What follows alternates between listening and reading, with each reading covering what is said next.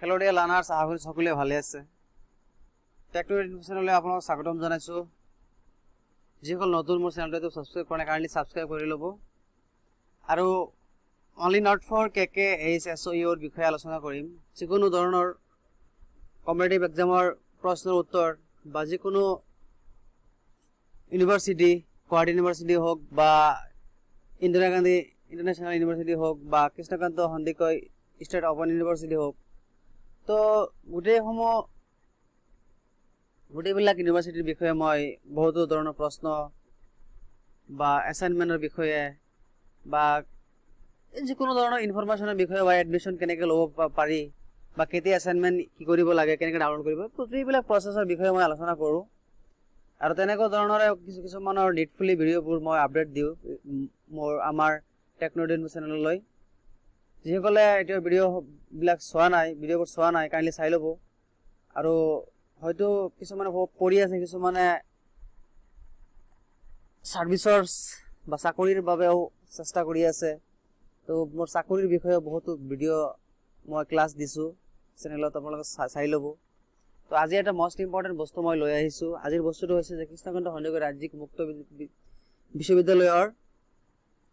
ষ্টুডেন্টৰ কাৰণে বা ক্যান্ডিডেটৰ কাৰণে মোস্ট হেল্পফুল এটা ভিডিঅ' এইটো এটা মই নিজে অলপ ভুক্তভোগী আছিলো মোৰ নিচে ওচৰৰ 3-4 জন মান ক্যান্ডিডেট আছিল বা এতিয়া আছে পঢ়ি আছে গ্ৰেজুৱেচন কমপ্লিট কৰা নাই বা এমএ কৰি আছে কিছুমানে সকলোৰে এটা কমপ্লেইন স্যাৰ মোক এটা ফ্ৰন্ট পেজ বনাই দিব লাগে যদি অ্যাসাইনমেন্ট হোম অ্যাসাইনমেন্ট সাবমিট কৰে হে হোম অ্যাসাইনমেন্টৰ ফ্ৰন্ট পেজ বনাই দিব লাগে তো মই হয়তো সময়ৰ অলপ নাটনি নিজৰ বিভিন্ন ধৰণৰ কামত ব্যস্ত থাকো সময় নাটনি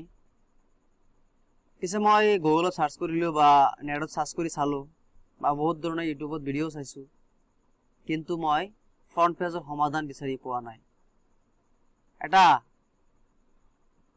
wonderful এটা বিউটিফুল ফ্ৰন্ট পেজৰ মই সন্ধান কতো পোৱা নাই পাইছো বহুত অদৰকাৰী পাইছো কিন্তু ইমান ভাল লগা নাই তো তাৰ বাবে মই অলপ দুখিত যে কিয়নো মই প্লাস 2-3 জনে মই বিচাৰিছো ভাল এখন ফ্ৰন্ট পেজ পোৱা নাই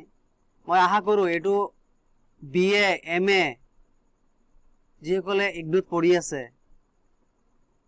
বা যিসকলে মাস্টাৰ ডিগ্ৰী বা পোষ্ট গ্ৰেজুৱেচন কৰি আছে বা গ্ৰেজুৱেচন কৰি আছে পিজি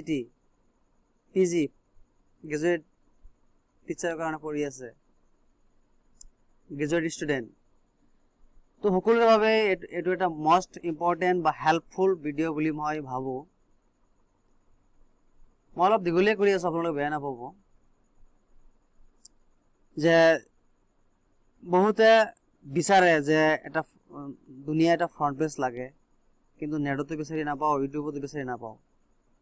বা এটো এটা অলপ যেন লাজৰে বিষয় হৈ গল ইমান এটা নেটিজেন লাইভত আমি এখন গুগলৰ পৰা এটা দুনিয়া বস্তু বিচাৰি পোৱা নাই যেহেতু হয়তো কিছুমান আছে মানুহ যে কেকেৰ বিষয়ে ভিডিঅ' আপলোড দিলেও ভিউজ নাহে সকলে নাচাই ইগনোৰেন্স কৰে তাৰ বাবে হয়তো কিছুমানে নিদিয়ে গুৰুত্ব নকৰে তো মই তাৰ ওপৰত লক্ষ্য ৰাখি মই বহুত ভিডিঅ' বনাইছো আপোনালোকে চাব লগতে মই এটো এটা ইম্পৰ্টেন্ট ভিডিঅ' দিছো এটো ফ্ৰন্ট পেজ যাৰ লাগা আছে মোক কমেন্ট কৰি জনাব মই দিবলৈ চেষ্টা কৰিম আৰু মই ভাবো এটো এটা দুনিয়া এছাইনমেন্ট এতিয়া বলক এছাইনমেন্টৰ যে ফ্ৰন্ট পেজটো মই দুনিয়াকে দেখাই দিছো এই যে এটা কৃষ্ণকান্ত সন্দিকৈ ৰাজ্যিক মুক্ত বিশ্ববিদ্যালয় এটা দুনিয়াকে এটা দি দিছো এটা সিজনটো দিব আপোনালোকে জানুৱাৰী না জুলাই ইয়াৰটো কি দিব ইয়া জানুৱাৰী না জুলাই লিখিব ইয়াত লিখিব কোনটো ইয়াৰ 2024 চনৰ না 25 না 26 না 27 এটো দিব এটো হোম অ্যাসাইনমেন্ট লিখাই আছে দুনিয়াকে তাৰ পিছত ইয়াত দিব যদি বেচেলৰ ডিগ্ৰী হয় তেনে হলে বেচেলৰ লিখিব ঠিক আছে আৰু যদি মাস্টার্স হয় মাস্টার লিখিব, আর যদি এটো সায়েন্স হয় সায়েন্স লিখিব, আর্টস হলে আর্টস লিখিব। ওকে, তাৰপিছত ইয়াত লিখিব first second third fourth, first second third fourth fifth six 7 8 যেটো সেমিস্টাৰ হেতু লিখিব। আৰু ইয়াত লিখিব কোনটো বছৰত দি আছে আপোনালোকে 24 25 26 27 28 যেটো বছৰত দিব হেতু বছৰটো লিখিব বা ইয়াৰটো লিখিব ইয়াতে। ঠিক আছে, ইয়াতে ইয়াৰটো লিখিব,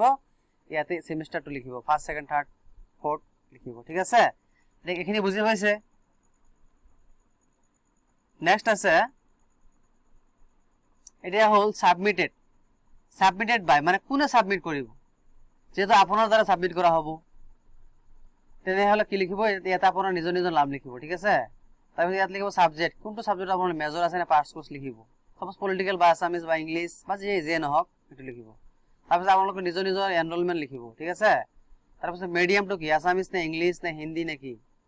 একেতো হিন্দী নাই কিজানি, মিডিয়ামটো লিখিব। তাৰপিছত ষ্টাডি সেন্টাৰ নেম লিখিব। ঠিক আছে, তাৰপিছত লিখিব যদি ষ্টাডি সেন্টাৰ অলপ লং হয় এইফালৰ জায়গা দিয়া আছে লিখি লব। ঠিক আছে, তাৰপিছত ষ্টাডি সেন্টার কোড লিখিব। ঠিক আছে, তো এই ধুনীয়াকে আপোনালোকে ফিল আপ কৰি দিব। ঠিক আছে, তাৰপিছত ইয়াত লিখিব ডেট, তেতিয়া যেদিন আপুনি সাবমিট কৰিব সেই ডেটটো লিখিব, আৰু ইয়াত লিখিব আপোনাৰ নিজৰ নিজৰ সাইন লিখিব। ঠিক আছে, তো এটো এটা ইনফৰমেটিভ ভিডিও আছিল,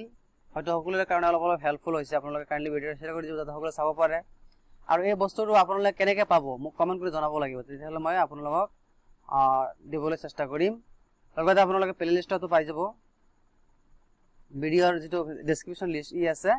বক্সটো পাই যাব, নহলে মই এটা নাম্বাৰ দি দিছো, আপোনালোকে এই হেল্পফুল নাম্বাৰত কন্টাক্ট কৰিব। এটো আমাৰ অফিচিয়েল নাম্বাৰ হয়, গ্ৰুপ আছে, এটো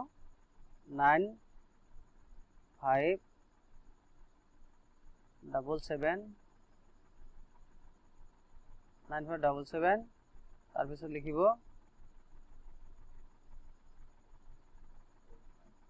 852498 এই নাম্বাৰটো লৈ আপোনালোকে কন্টাক্ট কৰিব বা